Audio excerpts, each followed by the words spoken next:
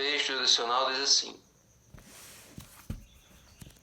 cada membro da família deve sentir que sobre ele repousa a responsabilidade individual de fazer sua parte em ajudar no conforto, ordem e regularidade do lar.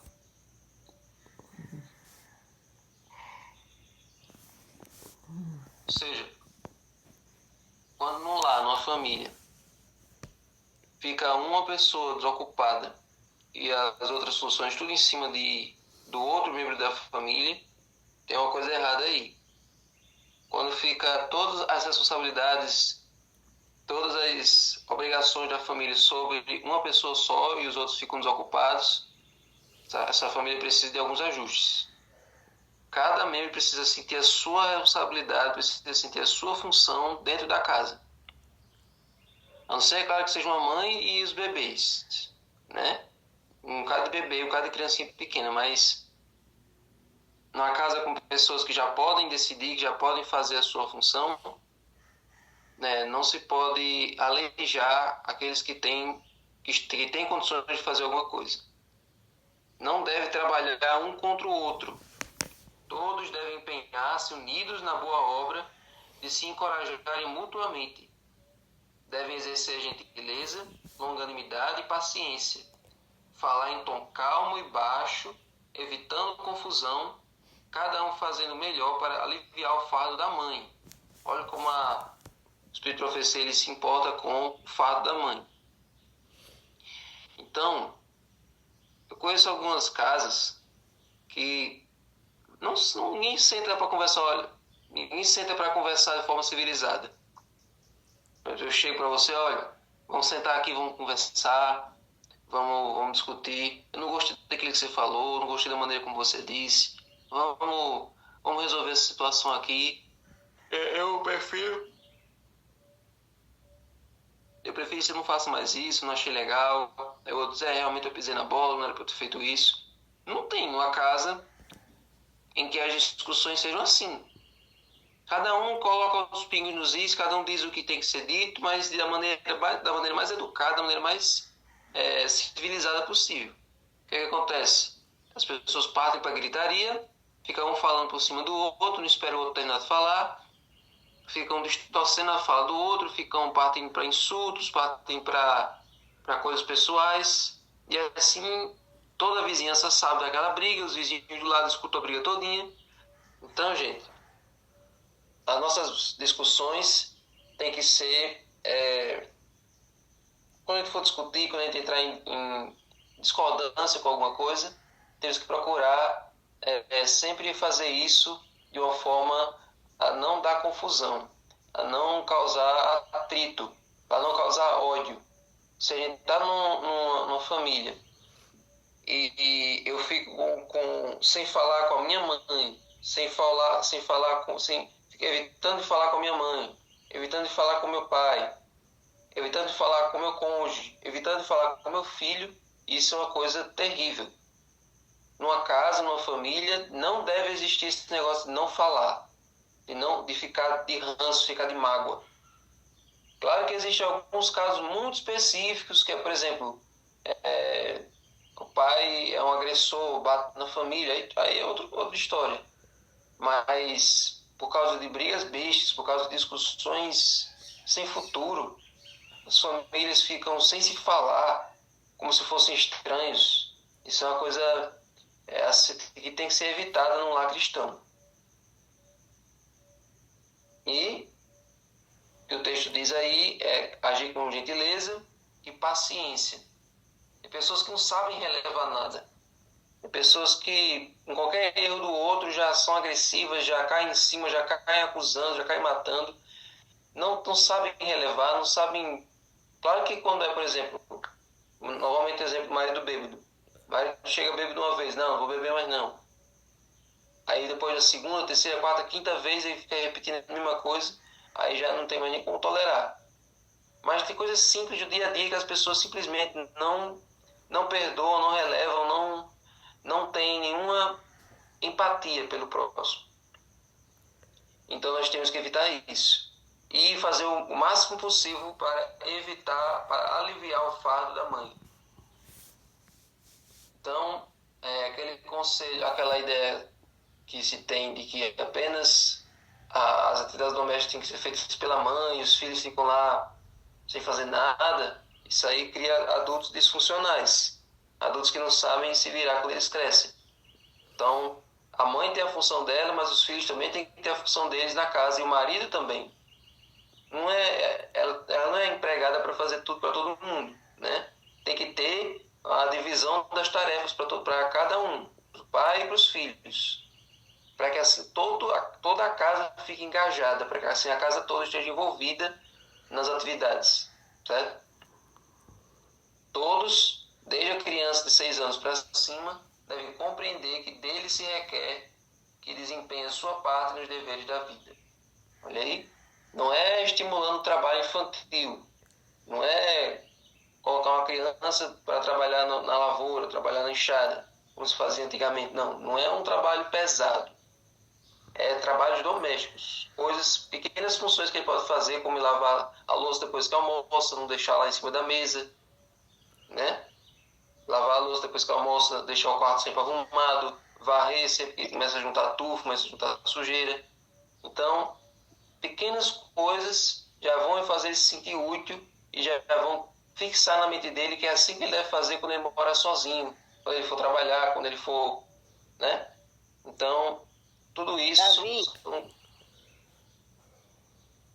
Davi, eu achei muito interessante essa parte aqui. A criança, a partir de 6 anos, não precisa ter 10 nem 11 anos, não. Ele já pode contribuir com os afazeres de casa. Eu tinha uma vizinha aqui, ela hoje é falecida, que ela dizia que a filha dela, não, com 4 anos varria a casa. Eu ficava assim, indignada, sabe? Mas pode. Do jeito da criança, né? Não é do jeito de uma pessoa adulta, né?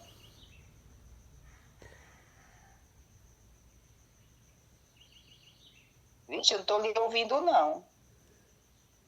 Sabe qual é essa questão aí, gente? Já que a lição trouxe um tema tão necessário, acontece que as mães, elas querem que a criança de 6 anos faça as coisas como uma pessoa de 20 anos. Ela não tem paciência para suportar a atividade feita por uma criança de 6 anos.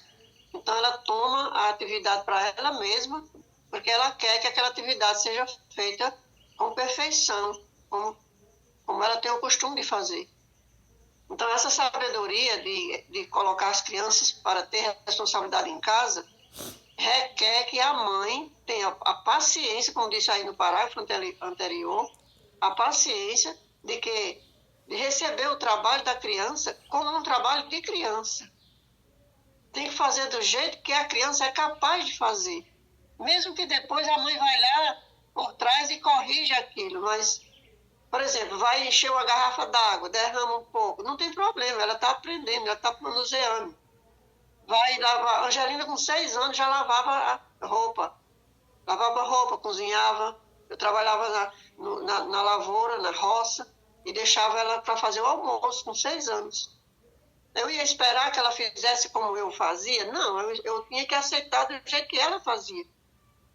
Então, eu tive esse cuidado de botar ela para fazer. E as mães que eu vejo hoje, as moças dentro de casa, moças namorando, até já são mães, e não fazem nada em casa porque elas não fazem do jeito que a mãe quer. A mãe só quer se for do jeito que ela faz. Então, às vezes, a culpa é da mãe. Às vezes não, sempre a culpa é da mãe. Eu tinha aqui, não era nem uma menina, era um menino polaco. O meu polaco, uma vez, quando Camila foi para Natal, e eu saí, e ele ficava por dono da casa. Na idade do filho dele hoje, ele já fazia tudo em uma casa. Até recebeu uma família aqui, deu conta da comida e tudo mais. E hoje o filho já não é mais desse jeito. Não é desse jeito, a culpa é nossa. Bom dia, irmãs. Eu, com 8 anos de idade, eu lavava as trouxas de roupa lá no açude, aqui de Pataxó. 8 anos, porque era menino demais e mamãe não podia lavar. Eu ia lavar, lavava do meu jeito. Mas eu ia. 8 anos. Pois é, todo mundo que aprendeu a fazer quando criança faz melhor quando adulto. Vai, professor? Porque é necessário essas interações, né? Se a gente não aprende a fazer quando é criança, vai ser muito mais difícil a vida adulta, gente. Então, o que a lição está trazendo não é para os lares do mundo, é para os lares cristãos, é para nós. Pois é. Pronto, amanhã na lição de manhã vai dar cada um em sua igreja e conversar aí nessa... Eu acho que esse assunto da sexta-feira, ele já vem na segunda. Então, quem for passar a lição amanhã, vai dar o que render, né? Então, vamos ler esse último parágrafo aqui. Para Cristo entrar em nosso coração e em nosso lar, se queremos lá na luz. O que está implícito deve ser um pequeno céu. O seu áudio está cortando palavra por palavra. Para mim, não sei por quê. Deve ser um pequeno céu na terra, um lugar em que se cultivem as afeições em vez de serem sistematicamente reprimidas. Sim, outra coisa. Você já notou que tem algumas casas, tem algumas pessoas, algumas famílias que as pessoas não sorriem para a foto? É todo mundo com a cara fechada, como se fosse aquelas fotos dos anos 50, 60, que o fotógrafo tinha que tirar, tinha que ficar com aquela cara ali bem, cara fechada.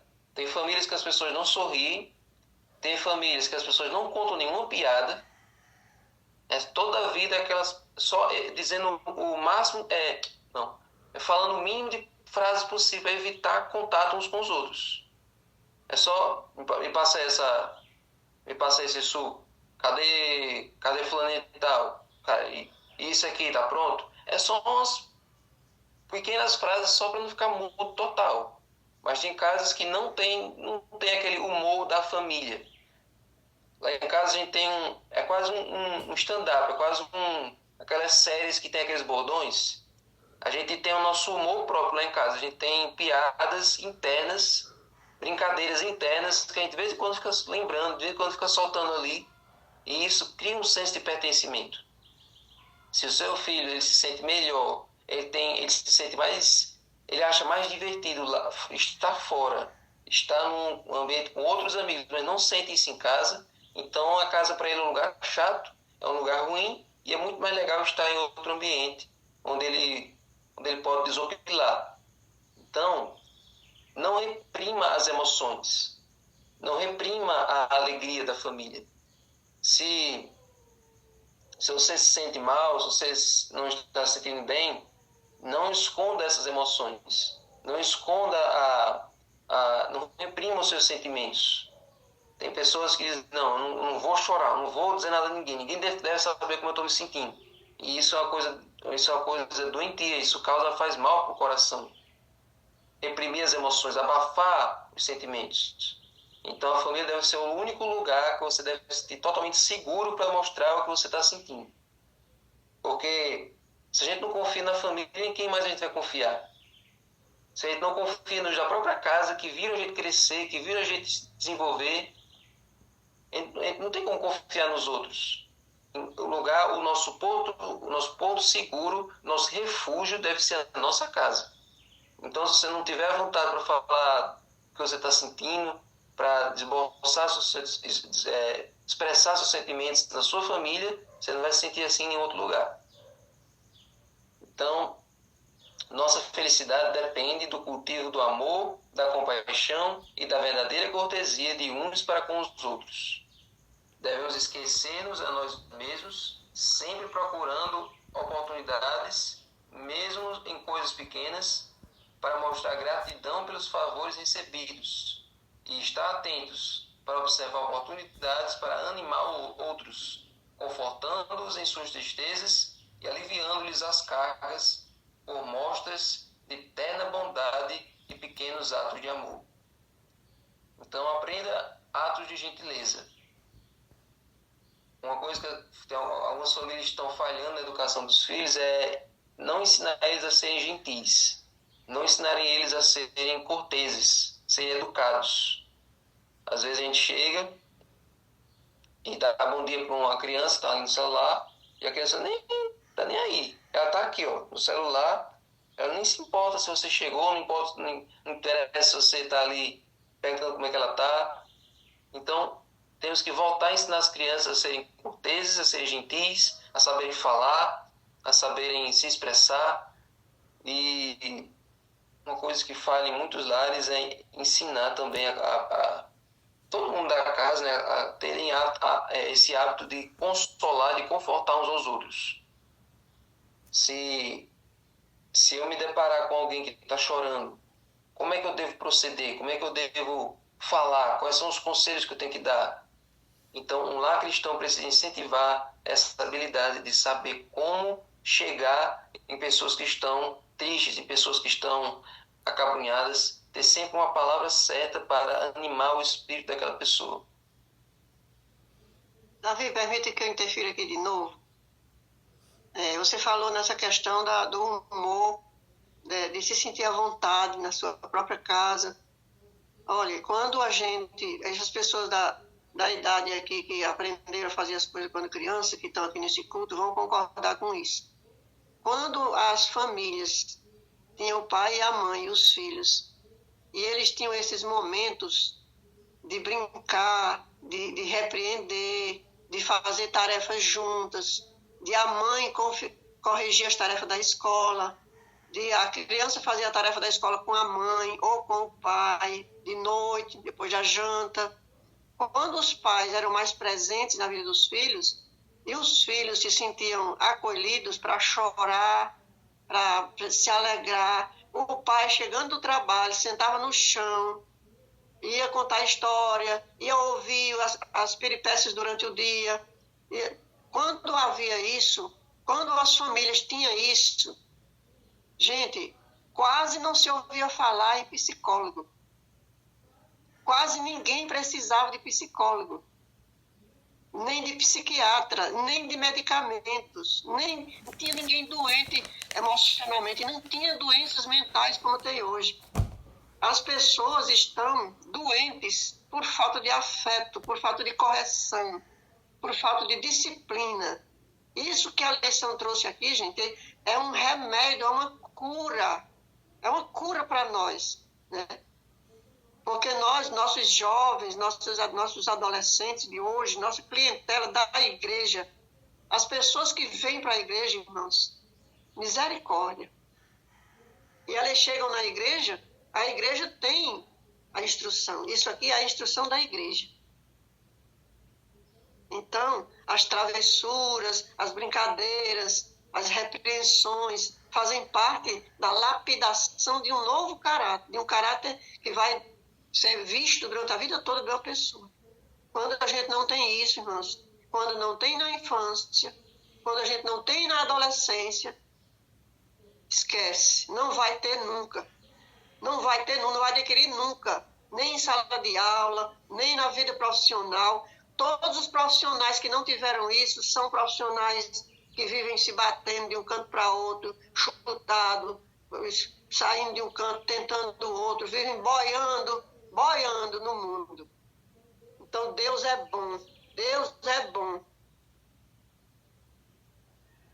E para concluir, e passar por livro, diz assim: essas atenciosas cortesias que, iniciantes de nossa família, se estendem até fora do ciclo familiar, ajudam a tornar o montante da vida feliz. Olha aí. Então vamos aprender a transformar a casa, o lar, num lugar agradável. Um lugar onde Deus se agrada de estar, um lugar onde a família, a vida da pessoa, de cada membro da família possa ser transformada, possa ser melhorada para a glória de Deus.